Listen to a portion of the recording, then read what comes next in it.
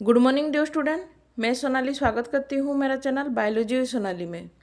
तो आज हम देखेंगे बीएससी सेकेंड सेमेस्टर का जो कोर पेपर 4 सेल बायोलॉजी, जिसमें कि हम लोग प्रीवियस क्लास में देख रहे थे यूकैरियोटिक सेल। तो उसी क्लास को आगे बढ़ते हुए आज हम देखेंगे यूकैरियोटिक सेल का जो मेम्ब्रेन है उसके बारे में डिस्कशन करेंगे। तो जो बच्चे प्रीवियस क्लास, चाहे वो सेल बायोलॉजी हो या फिर माइक्रोबायोलॉजी है, दोनों का अगर आप प्रीवियस क्लास नहीं देखे हैं तो मैं अपने डिस्क्रिप्शन में प्लेलिस्ट का लिंक दे दूंगी, तो आप जाके प्रीवियस क्लास देख सकते हैं।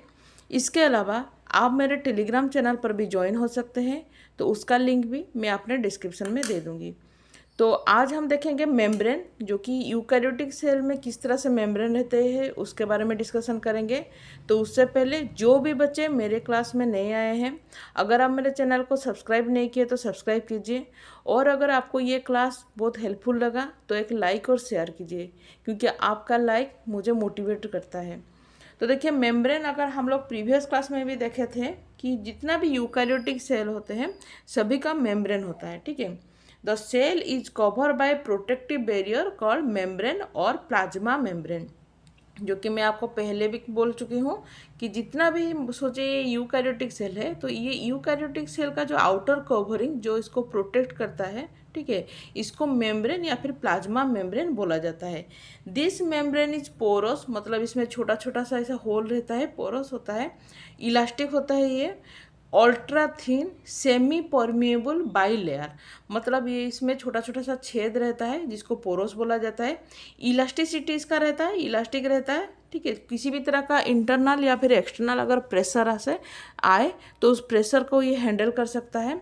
इसके अलावा ये अल्ट्रा थिन, मतलब बहुत पतला होता है ये, ठीक है, अल्ट्रा थिन और सेमी परमिएबल, मतलब इसमें ये क्या करेगा, इसके थ्रू अंदर से कोई सब्सटेंस बाहर या फिर कोई बाहर से कोई चीज़ अगर अंदर आना चाहे तो इसमें आ सकता है। इसमें सेमी परमिएबल, पूरी तरह से परमिएबल नहीं है लेकिन सेमी परमिएबल होता है। और ये बाई लेयर होते हैं, बाई लेयर मतलब यहाँ पर डबल लेयर होता है, ठीक है। All intracellular organelle are membrane bounded, जो कि हम लोग पहले भी इस बारे में डिस्कशन कर चुके हैं कि प्रोकैरियोटिक सेल में जितना भी ऑर्गेनेल है उसमें मेम्ब्रेन नहीं रहता, लेकिन यूकैरियोटिक सेल में जितने भी ऑर्गेनेल रहते हैं सभी का मेम्ब्रेन प्रेजेंट रहता है, ठीक है।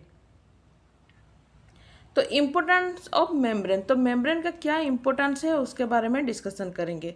तो सबसे पहले responsible for transport of molecules into और आउटसाइड द सेल।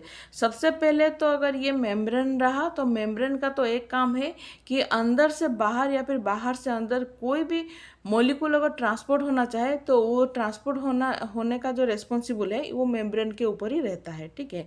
तो अंदर से बाहर या फिर बाहर से अंदर कौन सा मॉलिक्यूल आना चाहिए या फिर कौन सा चीज़ नहीं आना चाहिए, इसी तरह से सेल के अंदर से क्या जाना चाहिए या फिर क्या नहीं जाना चाहिए, ये मेम्ब्रेन का बहुत बड़ा फंक्शन होता है।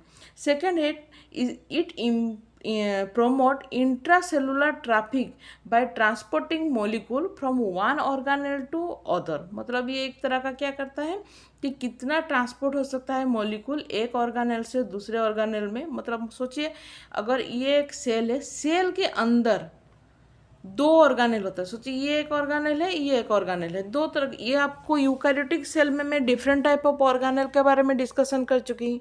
सोचिए एक सेल है, सेल के अंदर दो तरह का ऑर्गेनेल होता है, तो दोनों ऑर्गेनेल के अंदर मॉलिक्यूल्स का जो ट्रांसपोर्ट होता है, इसका मतलब इंट्रासेलुलर ट्रांसपोर्ट होता है, उसको भी ये प्रोमोट करता है, ठीक है। थर्ड है it can form vesicle and help the vesicular transport of molecule, तो वेसिकल फॉर्म करता है और वेसिकल से जो भी वेसिकुलर ट्रांसपोर्ट होता है उसको भी प्रमोट करता है। It serve as the barrier, ठीक है, between intracellular and extracellular compartment, मतलब अगर यहाँ पर ये एक इंट्रासेलुलर है, यहाँ पर एक बाहर और एक सेलुलर है, तो दोनों सेल के अंदर एक बैरियर, मतलब एक तरह का ये क्या करता है, दोनों के बीच में एक दीवार जैसा ये क्रिएट करता है, जिससे यहाँ से वहाँ, वहाँ से यहाँ किसी भी तरह से कोई प्रॉब्लम ना हो, ठीक है। उसके बाद अगर देखें, it act as the mechanical support to the cell and segregate intracellular event such as genetic mechanism, metabolic and energy production. मतलब ये जो भी इंट्रासेलुलर मैकेनिज्म होता है, एक सेल के अंदर जो भी मैकेनिज्म सभी होता है, डिफरेंट टाइप ऑफ फंक्शन होता है। कहीं पर यहाँ पर रेस्पिरेशन भी हो सकता है, कहीं पर जेनेटिक मैकेनिज्म मतलब डीएनए रेप्लिकेशन भी हो सकता है, या फिर आरएनए फॉर्मेशन हो सकता है, कुछ भी, या तो फिर मेटाबॉलिज्म जो भी होता है वो भी हो सकता है, या तो फिर मेटाबॉलिज्म से जो एनर्जी प्रोडक्शन होता है वो भी हो सकता है। ठीक है, इसी तरह से डिफरेंट टाइप ऑफ फंक्शन एक ही साथ एक सेल में चलता है। लेकिन यहाँ पर क्या होता है, जो मेम्ब्रेन होता है उसको वो सेग्रीगेट करता है। सेग्रीगेट मतलब क्या है, अलग अलग करता है, मतलब सबको मिक्सअप नहीं करता। अगर ये एक सेल है तो सेल के अंदर यहाँ पर जेनेटिक मैकेनिज्म होता है, यहाँ पर मेटाबॉलिज्म होता है, और मेटाबॉलिज्म से जो एनर्जी प्रोड्यूस होता है वो एक जगह पर स्टोर होता है। तो इस तरह से अलग अलग ऑर्गेनेल में अलग अलग सा मैकेनिज्म चलता है। तो इसका काम है उसको सेग्रीगेट करना या तो फिर अलग अलग करना। ठीक है, नेक्स्ट है, it can help in signal transduction. ठीक है, सिग्नल भी पहुंचाने का काम भी करता है। It can mediate cell cell communication and cell extracellular matrix adhesion. मतलब एक सेल के साथ दूसरा सेल का जो कम्युनिकेशन होता है, या फिर सेल से एक्स्ट्रा सेलुलर मैट्रिक्स, ठीक है, उसको एडिशन करने के लिए भी हेल्प करता है। It can help in phagocytosis. Phagocytosis क्या है, जो कि एनगल्फ करना। ठीक है, किसी भी अगर अदर फॉरेन सब्सटेंस है उसको एनगल्फ करने के लिए भी मेम्ब्रेन क्या करता है, हेल्प करता है। इसका कॉम्पोजिशन क्या है इसके बारे में देखेंगे।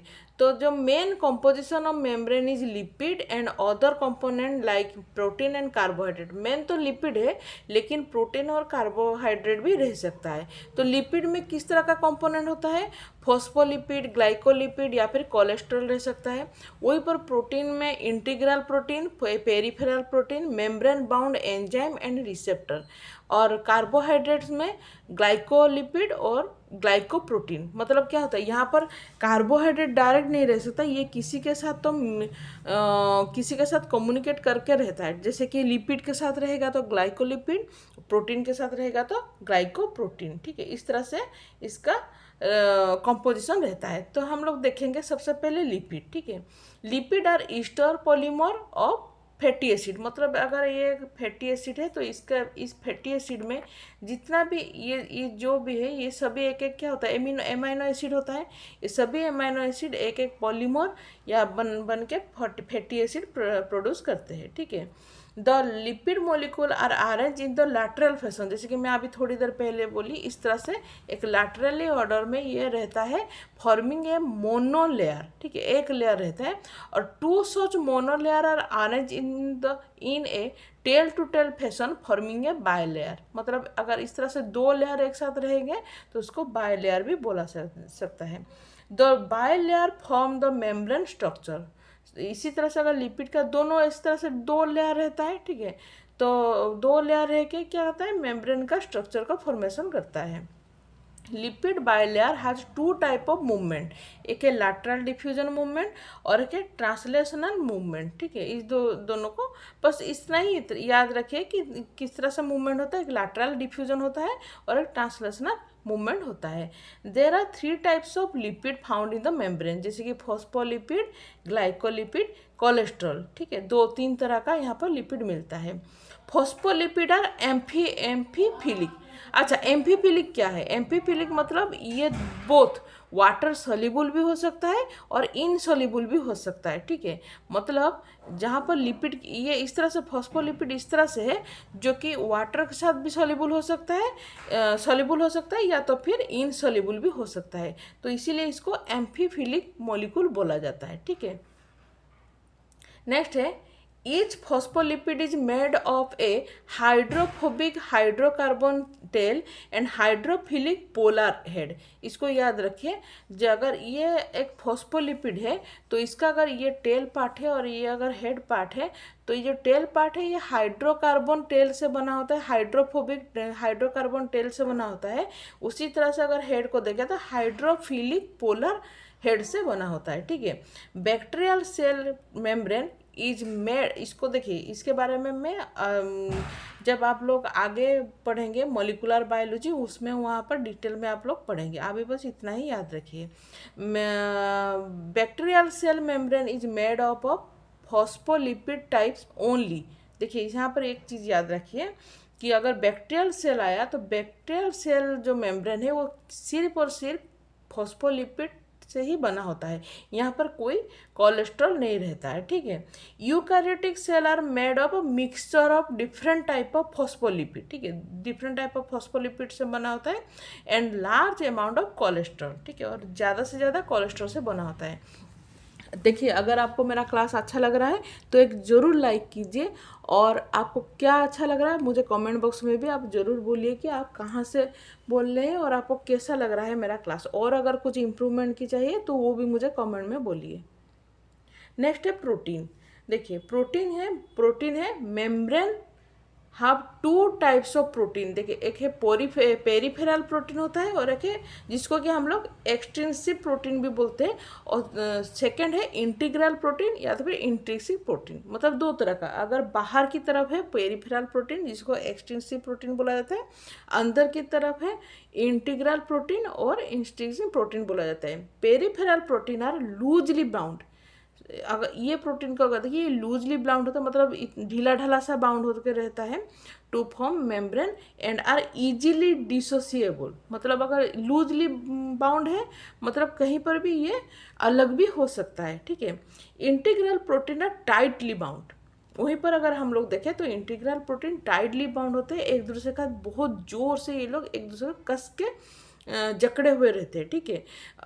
एंड स्पैन द बाइलेयर, ठीक है। One end of the integral protein form the extracellular domain and other end form the intracellular domain। यहाँ पर दो एंड होता है, एक एंड तो एक्स्ट्रासेलुलर डोमेन रहता है और दूसरा में इंट्रासेलुलर डोमेन रहता है। Most receptor are integral protein. जितना भी हम लोग रिसेप्टर देखें, जितना भी रिसेप्टर साइड होते हैं ना, सभी इंटीग्रल प्रोटीन ही होते हैं। उसके बाद कार्बोहाइड्रेट देखें, membrane contain very little amount of carbohydrate when compare to the amount of lipid. तो अगर लिपिड के साथ कंपेयर करें तो ये बहुत कम अमाउंट में कार्बोहाइड्रेट रहता है, ठीक है। Carbohydrate chain in the membrane have sialic acid. Majority of membrane carbohydrates are in the form of glycolipid. इसको याद रखिए कि जितना भी अगर कार्बोहाइड्रेट है मेम्ब्रेन में तो सभी ग्लाइकोलिपिड फॉर्म में ही ज़्यादा से ज़्यादा रहता है, ठीक है। Glycocalyx is the carbohydrate found in the membrane of bacteria. इसको भी याद रखिए। लेकिन बैक्टीरिया में किस तरह से कार्बोहाइड्रेट मिलता है? ग्लाइकोकैलिक्स, ठीक है। And epithelial cell containing microvilli, ठीक है। और इसमें जितना भी एपिथेलियल सेल होता है उसमें माइक्रोविली रहता है। देखिए आप लोग एक ज़रूर लाइक कीजिए। और ये कार्बोहाइड्रेट हो गया, लिपिड के बारे में हम लोग डिस्कशन किए। ज़रूर आपको मेरा ये क्लास अच्छा लग रहा होगा। नेक्स्ट क्लास में हम लोग और एक नया टॉपिक के बारे में डिस्कशन करेंगे। तब तक के लिए थैंक यू, बाय बाय।